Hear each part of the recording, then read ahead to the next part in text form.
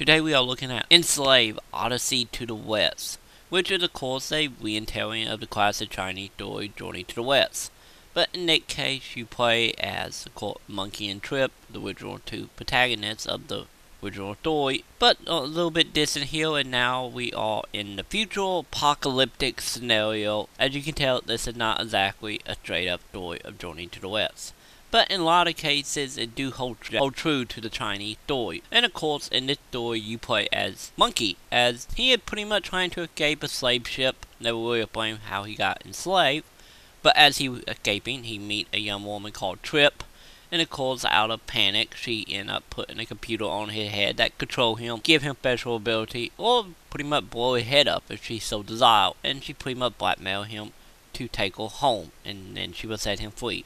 And the story pretty much goes from there. In this story, you actually feel like the characters are bonding together, a feeling that you don't get very often when it comes to gaming, especially nowadays outside of Uncharted. The gameplay itself is made up of mainly combat and platforming, with the platforming being pretty much holding your hand, go from point A to point B, which isn't a bad thing, but in some cases, you do have to pay attention because you might miss the little flashing limb you put the jump on. Outside of that is the combat. Once again, it's not really that deep or anything. Later on, you can buy upgrades which will give you the ability to shoot from your staff, more move, blocking ability, counter attack, and so on. The simpleness of the combat is walking that line of perfection, because adding in his add-on and of course the different types of mechs you will encourage, you either can go after the ones that gonna set off long, go for one who have bombs and use them as shields, a weapon, and so on. It's not deep in any means, but it's extremely satisfying and really get the feeling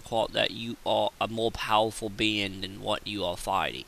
Any of some of these mechs can get kinda huge. But outside of that, it pretty much, we have the collecting of the game, which is of course collecting little orb to upgrade your ability, and the holographic map that can pretty much untell some of the story, get some of the story to you, which will end up driving you to the end and really start making you question the end anymore. You don't really get much closure as far when the story comes to the end, but the ending is a surprise and really make you want more. But outside of that, that's pretty much all it is for this Enslaved game. But it's a fantastic package from beginning to end. You know, personally for me, the replay value here is unlimited to the point of wanting 100% it, and not very many games nowadays that actually drive me to this. So it's fantastic. The only issue is, of course, would be the camera work for the combat. It's very shaky cam, and in some cases can cause motion sickness, especially if you're known for having that symptom. Outside of that, it's not really any issue here. Voice acting is perfect,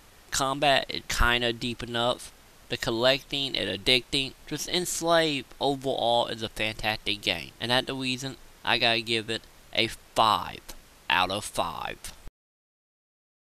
You put this on me.